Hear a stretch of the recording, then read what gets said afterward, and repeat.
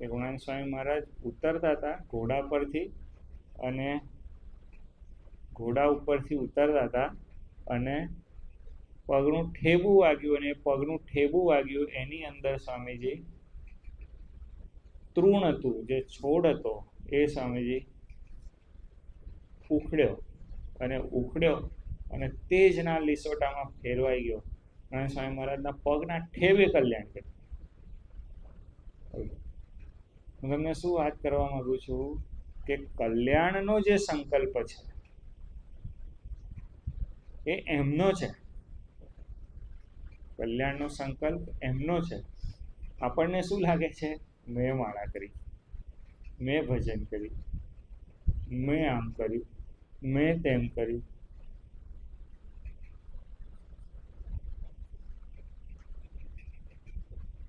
બેંકમાં તમે પૈસા મૂકો, બરોબર, એક તો બેંક પાછી આપે તો સારું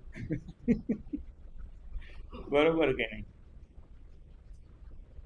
અને વ્યાજ ના આપે તો તમે મૂકો, તો ના મૂકો. તમે લેવા જાઓ ને એવું કે વ્યાજ કશું ના મળે તો તમારું મોઢું કેવું થઈ જાય. એમ સ્વામીજી આપણે જે કંઈ કરીએ છીએ ને, માળા ફેરવીએ, ઘણા તો સ્વામીજી 11 માળા ફેરવામાં તો હાથ દુખી જાય, કેટલી વખત આમ કરે, 11 માળામાં આમ કરે, અને ખાવાના ચમચા આમ ગણે નહીં કે 108 થઈ ગયા કે નહીં. હકીકત તમે જોશો, આ બધા અધ્યયન અને રિસર્ચના વિષયો છે. માળામાં એનો હાથ દુખી જાય,